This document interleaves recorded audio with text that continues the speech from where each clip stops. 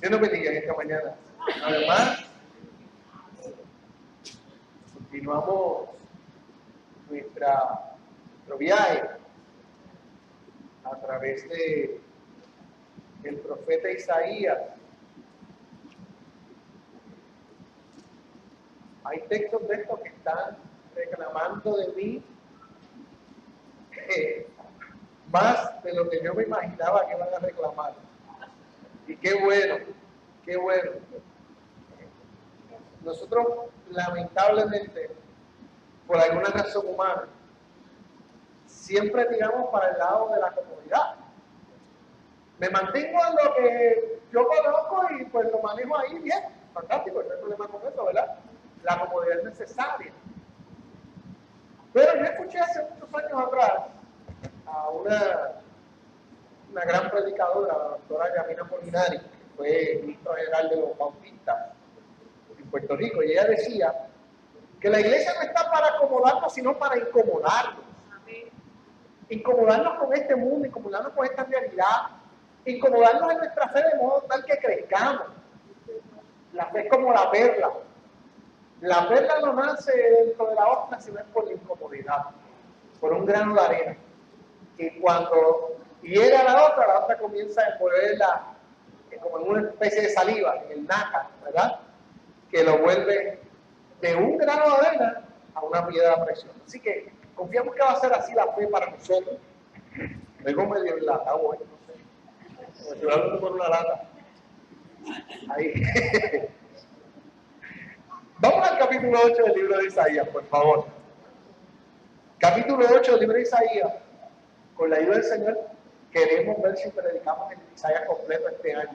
Nos van a faltar quizás unos domingos, pero incluso el tema de este año, la Semana Santa, es el libro de Isaías, los cantos del siervo sufriente. Que eso lo vamos a disfrutar mucho cuando lo prediquemos también. Y el capítulo 8 de Isaías dice de la siguiente manera con la bendición del Trino Dios. Luego el Señor me dijo, haz un letrero grande y escribe con claridad el siguiente nombre. Le leo de nuevo la traducción viviente, discúlpeme que no se lo dije. Maher Salal Hasbaz. Le pedí al sacerdote Urías y a Zacarías, hijo de Jerebequías, ambos conocidos como hombres honrados, que fueran testigos de lo que yo hacía. Después conocí a mi esposa y ella quedó embarazada y dio a luz un hijo. Y el Señor me dijo, ponle por nombre Maher Salal Hasbaz, pues antes de que este hijo tenga edad suficiente para decir papá y mamá, el rey de Asiria se llevará la abundancia de Damasco y las riquezas de Siria. Entonces el Señor volvió a hablar conmigo y me dijo, mi cuidado del pueblo de Judá es como el delicado fluir de las aguas del Siloé, pero ellos las han rechazado. Se alegran de lo que les sucederá al rey de Siria y al rey Peca. Por tanto, el Señor los arrollará con una poderosa inundación del río Éufrates, el rey de Asiria con toda su gloria. La inundación desbordará los canales y cubrirá a Judá hasta la barquilla. Extenderá sus alas y sumergirá a tu tierra de un extremo al otro, oh Emanuel. Reúnanse naciones y llévense de terror. Escuchen ustedes tierras lejanas. Prepárense para la batalla, pero serán aplastadas. Sí, prepárense para la batalla, pero serán aplastadas. Convoquen a sus asambleas de guerra, pero no les servirán de nada.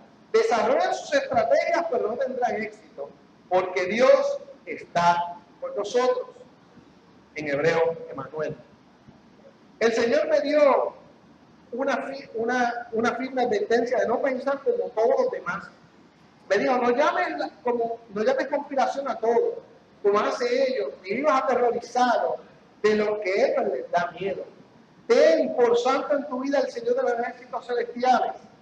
A Él es a quien debes temer. Él es quien te debería hacer temblar. Él te mantendrá seguro. En cambio, para Israel y Judá, será una piedra que hace a muchos tropezar. Tropezar mucho, perdón. Una roca que los hace caer.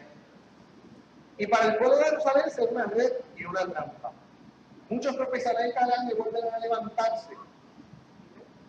Caerán en la trampa y serán capturados. Preserva las enseñanzas de Dios. Confía sus instrucciones a quienes me siguen. Yo esperé al Señor que se ha apartado de sentir de Jacob. Pondré mi esperanza en Él. Yo y los hijos que el Señor me ha dado serviremos como señales y advertencias a Israel de parte del Señor de los ejércitos celestiales, quien habita en su templo en el monte Sión.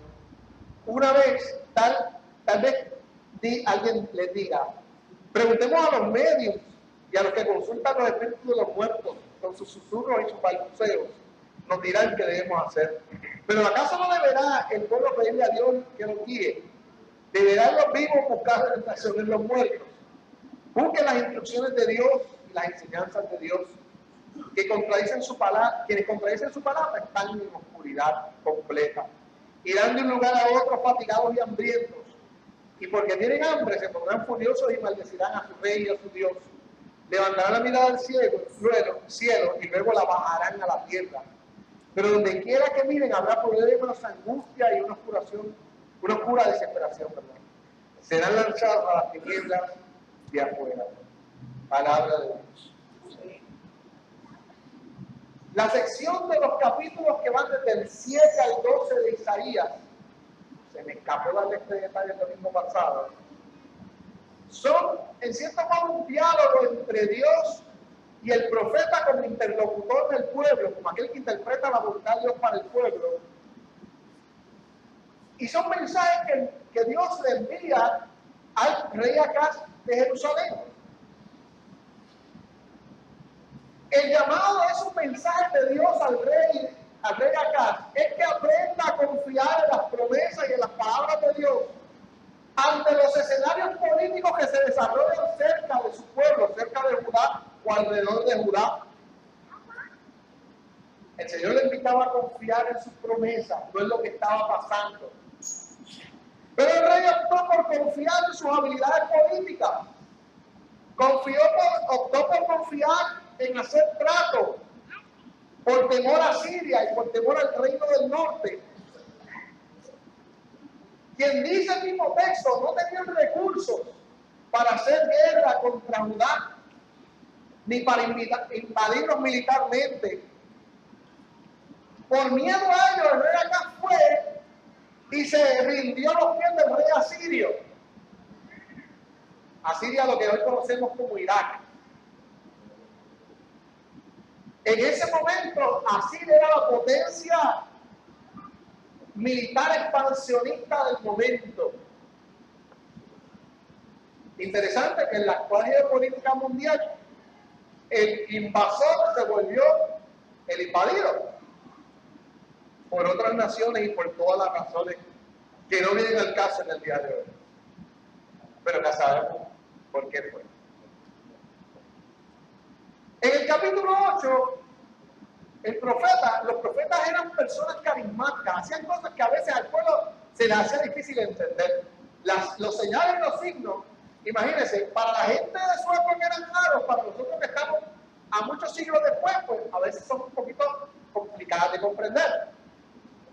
Pero el profeta recibe una orden que escribe en una tabla, una tablilla, el nombre de un hijo que va a nacer, ¿verdad? Que escriba una frase que se parece mucho al nombre del hijo que va a nacer. ¿Qué significa? El despojo se apresura, la presa corre. En la cual los que la escuchan saben que esa frase anuncia la inminente y rápida invasión que sufrirá Judá por parte de los asirios, la cual arrasará el área, no solamente Judá, sino Siria, el norte, toda esa parte se expandirá el reino asirio. Hasta los enemigos que acaso temen serán víctimas de esa invasión militar. El profeta nos toma por testigos de esa palabra que escribe a Zacarías, quien es el suegro de Acaz, y al sumo sacerdote Urias, que si usted busca Segunda de Reyes, lo va a encontrar interactuando con Acaz todo el tiempo. En otras palabras, el pueblo, por las acciones del rey Acaz, en vez de tomar las aguas tranquilas que llegan hasta el estanque de Siloé, Israel tenía un gran acueducto que todavía se presentan partes de él y es antiquísimo. Y todo, obviamente, un pueblo desértico necesita reservas de agua. Y ellos habían desarrollado muy antigua, ¿verdad? Unos canales que llevaban agua desde el norte de Israel hasta el sur, hasta lo que llamamos el estanque de Siloé, que esa era la reserva de agua del pueblo. Y el mensaje de Dios al pueblo dice: yo le llevaba agua tranquilita hasta Siloé para refrescarlos, para darle vida. Pero en vez de confiar en mí, prefieren confiar en el rey asirio. Y por tanto, ¿qué va a pasar? Que ahora en vez de tomar agua tranquila de Siloé, vendrá el río Éufrates como una inundación, como una crecida. Si usted mira físicamente en el mapa, entre Israel e Irak hay bastante distancia física, millas, larguísimo el trayecto, ¿verdad? Pero es una figura poética donde le dice el pueblo, como de momento llega la crecida del río. Aquí en salida ustedes saben que a veces llueve en calle y aquí está soleado y de momento el río empieza a bajar. Por ahí crecido, ¿verdad? Y uno no se da cuenta y dice: está soleado. Pues en esa misma forma, ¿verdad? Ellos vean todo el mar y de momento llegará lo que representa el río, la crecida del río, llegará la invasión asiria a Israel, que arrasará no solamente con Judá, no solamente con el reinado de acá, sino con toda la región.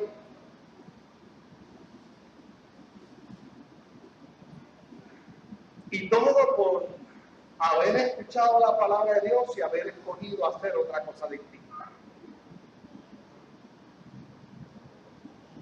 Y este es el problema teológico. Que el pueblo escuchó la voz de Dios a través del profeta, y el rey, en que ellos delegaron la autoridad, escogió hacer lo contrario. En los versos 8 al 10, la palabra muestra que la palabra de Dios que se desobedece trae consecuencias, aunque eso no anula una realidad poderosa. Es que Dios es Emmanuel, Dios está con nosotros. Pero esa palabra de Emmanuel, que Dios es con nosotros, para el pueblo en este momento se convierte en una palabra de esperanza, que a pesar de lo que pase, Dios está con nosotros, pero también una palabra de juicio, porque aunque Dios estaba con nosotros decidimos darle la espalda. Y entonces retumbará en las conciencias del pueblo el que le dimos la espalda al Señor.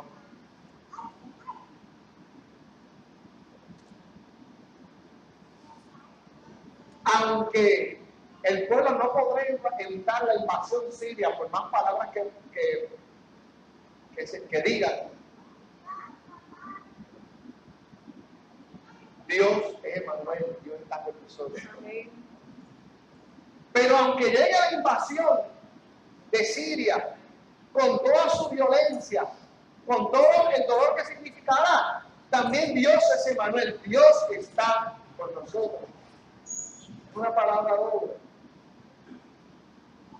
Y esa palabra doble va a ser la esperanza de eso que llamamos el remanente, una parte importante, un pilar teológico del profeta Isaías, del mensaje de Isaías. Ese remanente escucha la voz del profeta y sabe que a pesar de las dificultades, podemos afirmar la señal de Emmanuel, de que Dios es con nosotros y nosotras, entre nosotros y nosotras, a pesar de lo que estamos enfrentando. Y el profeta se habla a sí mismo y también le habla a ese remanente. Y le dice: no vamos a dejar o no vamos a caminar el camino por el cual el resto del pueblo se fue. forma distinta. Porque el camino del rey Acaz y que el pueblo tomó, darle la espalda a Dios, le trajo la destrucción. En otras palabras, la destrucción que enfrenta el pueblo no es culpa de Dios, no es culpa de los sirios a quienes culpaban ellos, o del reino del norte, es resultado de la desobediencia a la palabra de Dios. Por tanto, el profeta afirma que la confianza o el temor, como llama el texto, la confianza del pueblo debe estar en el Señor de los ejércitos, no en la geopolítica, no en la sabiduría humana. Aún en el juicio, las dificultades que vamos a enfrentar, podemos confiar y temer a Dios. Podemos esperar de Dios. Porque Dios nos dio la señal, el Emmanuel, que Él estará con su pueblo aún en las dificultades de la vida. Y ese es otro de los pilares teológicos del libro de Isaías. Primeramente el remanente y también esa palabra de Emmanuel, que Dios está con nosotros. El Señor estará con nosotros y entre nosotros, no importa lo que suceda. La segunda parte de este capítulo, versos 16 al 22, narra el profeta que por un tiempo él se apartará de su ministerio. Por tanto, dejará unos discípulos que escribirán y continuarán siendo esa voz de Dios. Él está quizás un poco frustrado en este momento. Pero él da instrucciones para que sus discípulos continúen la tradición profética de ser interlocutores del mensaje de Dios al pueblo y que conserven sus palabras. Por dos cosas. Porque nosotros necesitamos escuchar Isaías hoy, 21 siglos, mucho más de 21 siglos después, de 30 siglos después. Nosotros necesitamos entender el mensaje de Isaías. Y posiblemente ese mensaje de otra forma no se hubiese escrito. Si el profeta dando esa pausa y lo dijo a sus discípulos, conserven estas palabras, ni nos hubiésemos enterado que en el Isaías. Interesante. La frustración de un hombre resultó en la bendición para nosotros. Pero también vamos a conservar estas palabras, porque la desesperación, la gente, en vez de consultarle a Dios, van a consultar a los muertos, a los chamanes, a los adivinos, a las que leen el coco, la baraja, la taza vacía de café, el problema es la gallina que le dan vueltas y la tiran al piso, qué sé yo, la arena. Consultarán a los muertos en vez de hablar con el Dios vivo y escuchar la palabra que Dios les dijo. Y haciendo este resumen largo de este capítulo, este resumen corto de este capítulo, hay varios aspectos que yo quiero resaltar en esta mañana del capítulo. Primeramente, nuestras acciones personales o colectivas siempre tienen algún resultado. Siempre tienen consecuencias en algunos momentos positivas, en algunos momentos negativas. Pero nosotros hemos escogido, los seres humanos, a través de la historia, echarle la culpa a alguien. Entonces Dios se convierte en el ogro de la historia. En este caso, el pueblo maldecirá su nombre por algo que ellos se buscaron. El rey Acaz decidió ignorar la palabra de Dios y confiar en Asiria para ser invadido luego por la misma Siria en cual que pusieron su confianza y ser básicamente casi borrados de la tierra, excepto ese remanente que Dios mantuvo, casi borrado por el mismo rey en el cual pusieron su confianza, el rey de Asiria.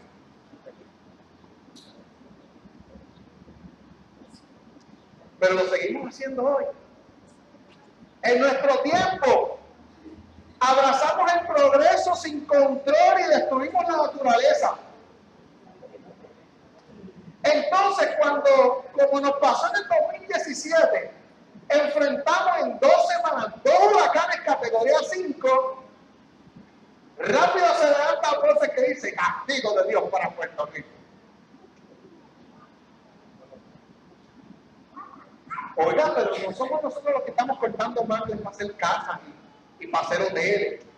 No somos nosotros los que estamos deforestando el mundo. No somos nosotros los que estamos lanzando plástico al mar. Cuando usted no recicla el plástico, que es el veneno del planeta, cuando usted no lo pone en el reciclaje, los gobiernos no le dan importancia al reciclaje, usted va a ver que los peces que nosotros nos comemos se están ahogando con plástico hoy en día.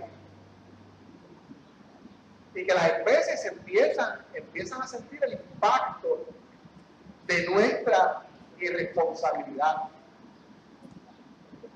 Entonces culpamos a Dios porque se están acabando los peces, culpamos a Dios porque el planeta se está calentando, culpamos a Dios y no a los que hemos sido responsables, que nosotros también somos responsables.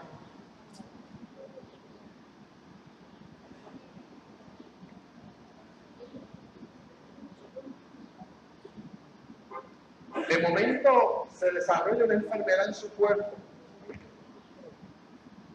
Y muchas veces miramos parte del Señor, pero ¿por qué me has abandonado, Señor? ¿Por qué me pasa esto a mí?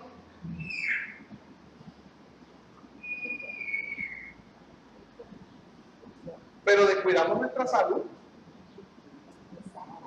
Ignoramos el historial familiar.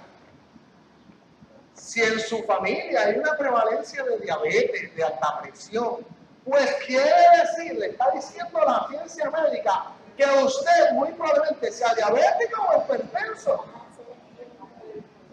Hay una predisposición genética. Entonces, usted se mete media libra de pan por la mañana, huevo frito con tocineta, fríe la jamonilla y usa la grasa de la jamonilla como mantequilla, porque sabe buena. Moja el pan ahí. Entonces, cuando tengo que coger para el cardiólogo, Dios mío, ¿dónde tú estás? Porque me has abandonado. Nos alimentamos mal, no nos ejercitamos, yo me lo aplico. Oiga, nuestro país está en una ruina económica terrible. Pero votamos por los mismos que nos arruinaron una vez tras otra. Le aplaudimos a los que hicieron el tren urbano, que usted y yo lo tomamos una vez cada 5 años la vuelta del Líbano, o nunca nos hemos montado y lo estamos pagando. Aplaudimos los choriceos de la construcción de los choriceos, para que los tipos como Bad Bunny se hagan más ricos y más ricos y más ricos. Yo he pisado el choriceo 2 veces en mi vida del show de niños. Pero a usted haya ido o no, lo está pagando en su IBU, que le cobran cuando usted compra hasta un chicle para comérselo.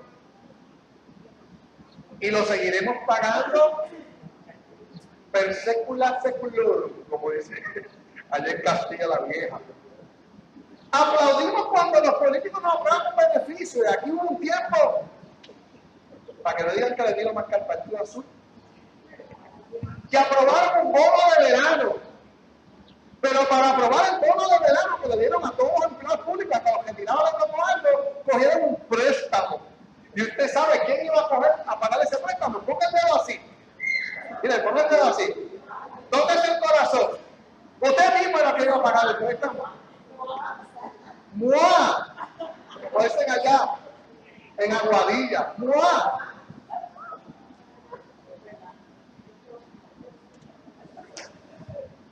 Y ahora decimos, Dios mío, ¿por qué estamos así?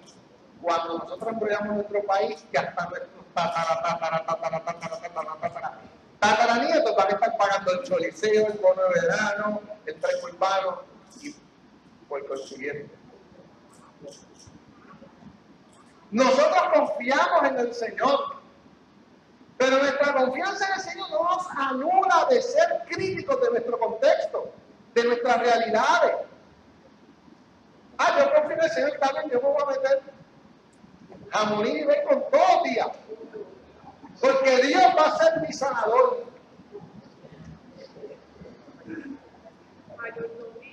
Y cuando lleguemos a la presencia del maestro, le digamos, pero si tú me vas a cuidar, ¿me vas a ser mi sanador?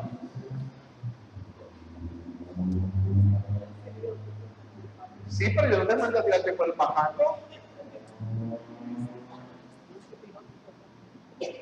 No fue la misma palabra que usó el tentador en la tentación de Jesús. Si tú eres el Cristo, trépate al piso más alto y tírate. Dice, no, tú no tentarás al Señor tu Dios. Entonces nosotros lo tentamos.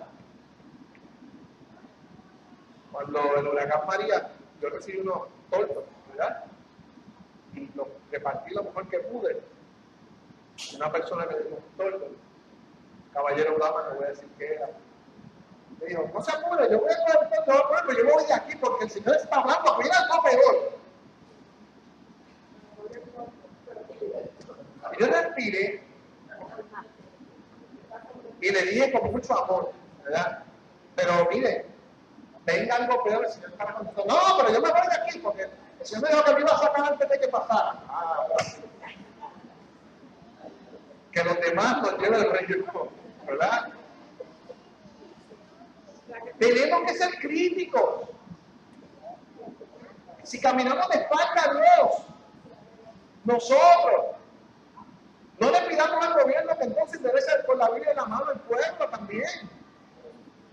Que la cosa está mala porque no se lee la Biblia en la escuela. Mire, yo no quiero que nadie lea la Biblia en la escuela mínima. No. Esa es mi tarea y la tarea de la iglesia. Nosotros, porque el problema es la Biblia, el problema es que la va a interpretar. Y que va a enseñar, que va a decir. Y que va a dar un plan a uno. Entonces, como yo he dicho muchas veces, nosotros protestantes llegamos a una mañana de casa y vamos a orar. Y dicen, papi, ¿dónde está el rosario? Porque la mayoría no se va a hacer, yo respeto la devoción de mis hermanos católicos, muy bien. Pero yo no se lo enseño, no es nuestra práctica como protestantes. Por tanto, el gobierno no quiere que se meta ahí a enseñar mi iglesia. No quiero que nos hagan plazas para los creyentes, para que después hagan otro préstamo y lo tengamos que pagar nosotros también. Seamos críticos. Seamos críticos, tengamos una fe que confíe siempre en lo que es reflexiva, que no se deja pasar el rolo, que no va por la vida echándole la culpa a otro de lo que nos tocó a nosotros resolver, que lo que nos tocó a nosotros aprender.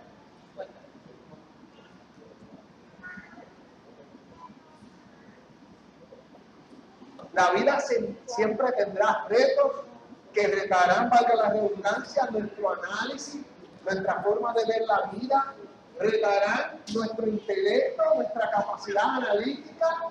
Claro que sí, la vida tendrá todo eso. La fe es parte de esa construcción crítica que voy a hacer para enfrentar la vida. En otras palabras, Señor, me enfermé.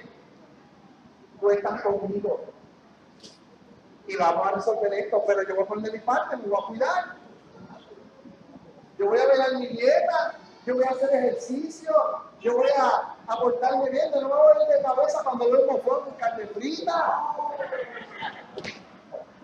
Vamos a ver que se pusieron en contacto con carne frita. Yo te siento, Jesús. Hay que cuidarse. Hay que tomar las medidas.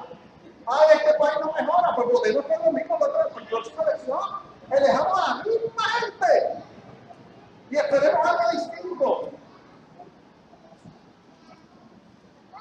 Eso es difícil. Pues mire, usted sea el cambio, usted sea crítico. No es que usted no tenga partido político, es que usted diga, esto está bien, lo haga rojo, verde, amarillo, colorado, y esto está mal, lo haga rojo, verde, amarillo y colorado.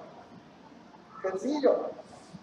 Que no lo hace la fidelidad política para no tomar un juicio crítico de lo que hacemos. No le echemos la culpa a otro, ni al mismo Dios, de lo que nos tocó resolver a nosotros. Y ese es el mal de Israel. Le echarle la culpa a Dios de lo que ellos decidieron hacer mal. Menos le echamos la culpa a Dios porque Dios siempre es Emmanuel. Dios con nosotros y Dios entre nosotros. Las dificultades de la vida siempre irán y vendrán, y se acabará una, empezará otra. Pero Dios está con nosotros y está entre nosotros. Haya una dificultad, Él es nuestro Dios. Él está con su pueblo. Nuestra tarea como gente de fe es descubrir la presencia de Dios en los estudiantes de la vida. ¿Cómo yo descubro a Dios en este diagnóstico?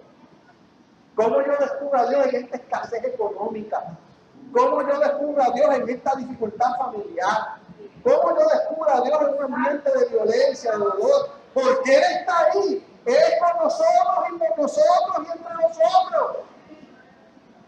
¿Cómo yo enriquezco mi fe y crezco cuando reconozco que no estoy solo en los caminos de la vida? Descubrir esa presencia que nos acompaña, nos levanta, nos da vida y también nos saca de la desesperación. Nos ayuda y nos da herramientas para entender su fidelidad y su presencia a pesar de las dificultades.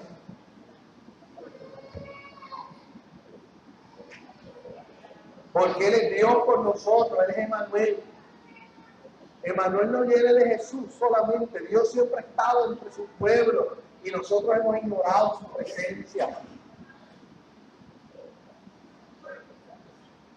Decía un místico católico, no recuerdo su nombre ahora, que nuestro problema no es solamente descubrir la presencia de Dios, sino notar cuando nosotros estamos ausentes de esa conciencia de que Dios está presente. Que a veces el problema no es que Dios no esté presente, es que nosotros no tenemos la conciencia de que Él está con nosotros. Pero Dios está con nosotros. Por tanto, nuestra confianza, como llama el texto, temor, está siempre en el Señor de la vida, que nos acompaña, que nos fortalece, que nos levanta, que nunca nos dejará ni nunca nos desamparará. Su amor siempre va más allá de mis limitaciones y mis dificultades. No hay problema tan grande que haga que Dios salga corriendo. Y lo habrá. Y sabes algo, mi amado hermano, mi amada hermana. Si tú estás aquí en esta mañana hermosa del Señor,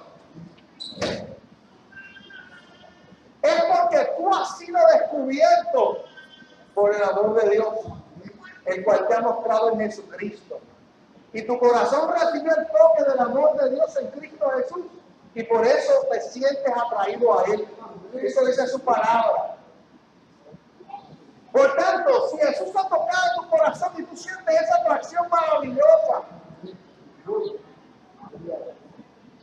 es también tu tarea como creyente aprender a confiar en ese que siga atrayendo tu corazón hacia Él. Aprender a confiar. Aprender a confiar en sus promesas, en sus palabras. Las que Dios afirma en Jesucristo cuando se hace presente carnalmente con nosotros y entre nosotros. Confiar no niega que el temor nos puede llegar a tocar nuestra vida, descontrolarnos por un momento. Lo que no podemos, lo que hace la confianza es que nos ayuda a no permitir que el temor nos invada, nos cautive y haga una casa en nuestra cabeza. Sí, yo siento temor por algunas cosas y usted lo sentirá también. Nuestro trabajo es que la confianza no permita que ese temor anide en nuestra cabeza y nos paralice. Y nos anule. Y no nos permita confiar y caminar.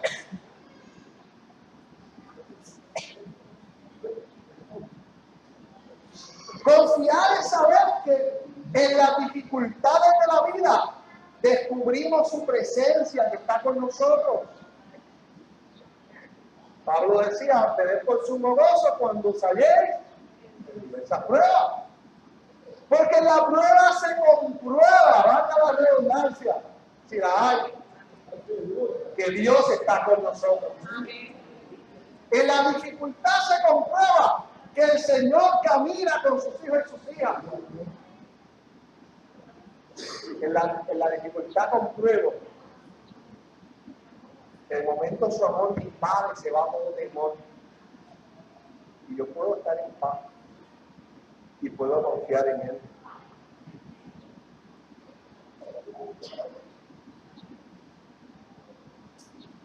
Confianza, temer a Dios, es no dejar que nada nos separe de su amor. Es descansar en sus promesas cuando todo parece que debo hacer lo contrario. Cuando debo salir corriendo, escuchar su voz que dice, están quietos y conocer que yo soy Dios. Y mientras todos corren, yo me quedo quieto y tranquilo. Y el león viene de frente con él. Y el león viene de frente corriendo. Y me va a comer, padre. Pero Jesús me dijo, están quietos, conocer que yo soy Dios. Y yo puedo permanecer en pie. Mire qué interesante es la naturaleza. Usted ha visto los gorilas. Si no ha visto uno, vaya a un zoológico donde haya. Es la cosa más impresionante porque parece que estamos viendo a un primo de uno, prieto y uno. ¿Sí? Y entonces son como yo así. ¿Verdad? Carlos. ¿Por qué orar, Carlos? ¿Por qué orar? Mucho yo lo quiero. Mire, ¿sabe qué pasa si usted está en la jungla y un gorila sale corriendo hacia usted, hacia usted haciendo ruido amenazando? Que si usted se queda parado y queda en el mismo lugar, él para y retrocede. Porque lo que está haciendo es amenazarlo. Corre, para y retrocede. Y yo decía, eso no puede ser verdad. Y cuando lo vi en un especial, en Animal Planet, que eso es después de fundar Animal Planet de casa, yo no lo puedo faltar. Entonces, ¿verdad? Y los nenes, pues, con patrón, digo, ¿verdad? Pero, cuando yo lo vi, yo me quedé como, ¿por qué ese hombre no sale corriendo? Porque él sabía que si él mantenía sus pies quietos en su lugar y se mantenía tranquilo, como persona que ya ha experimentado eso, pues el gorila retrocede. Pues el gorila lo que quería hacer era amenazarte, decir que estás en mi territorio. Entonces vi una especie de un león. Un león es un animal como así, el lomo es como así de alto, con la melena son como así. Pesa 500 libras, acelera de una forma que usted no se puede ir a correr. Entonces yo vi a este muchacho, por un especial, y lo quiero relacionar con esto, que él era entrenador de leones. Entonces él decía que cuando un león ataca, él levanta la voz y le grita. Y entonces cuando el león escucha el ruido, se confunde, se para y se va. Y decía, eso es embuste. Entonces el tipo está en África, está montado en un Ford Track. Y entonces él está acercándose y está como a 30, 40 pies de una manada de leones. Se levanta un león más y sale corriendo. Y él se para en el Ford Track y le grita. Y el león se detuvo.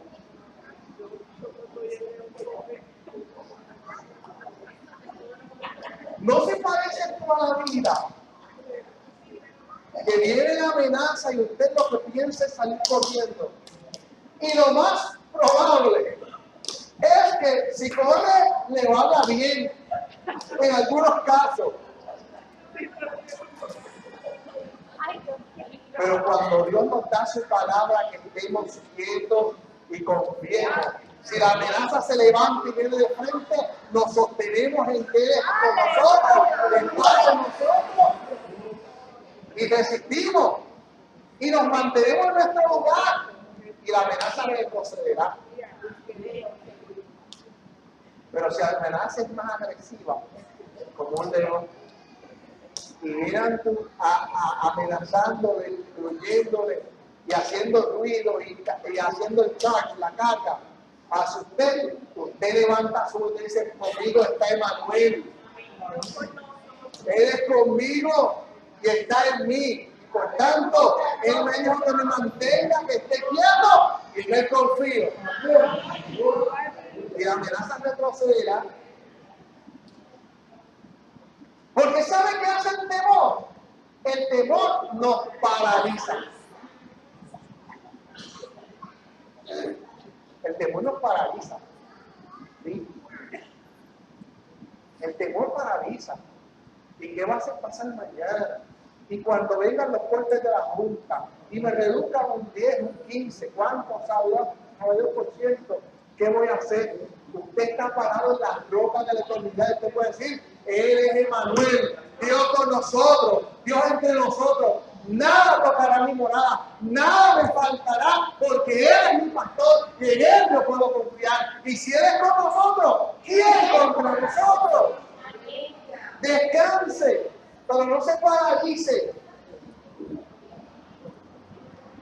En el Dios de la vida confiaremos, aunque tiemble la tierra, aunque se remuevan los montes al corazón del mar, como dice el salmista.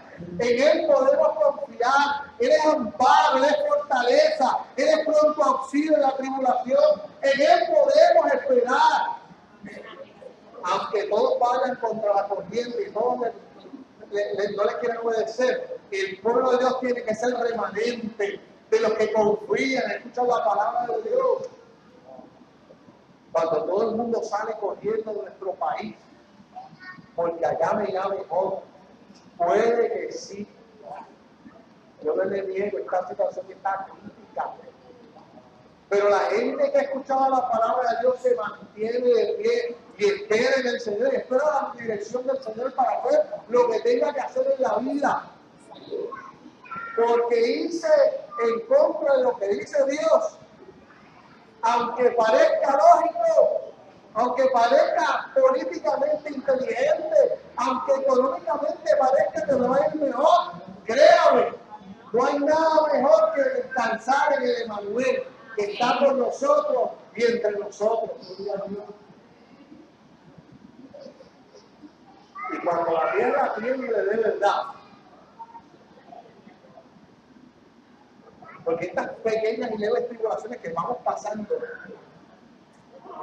simplemente hacen que cada día tengamos un excelente peso del Señor, estemos más fuertes en Él, nos movamos menos, porque algún día llega a nuestra puerta y toca la verdadera crisis, la crisis que no hay por dónde meterle mano.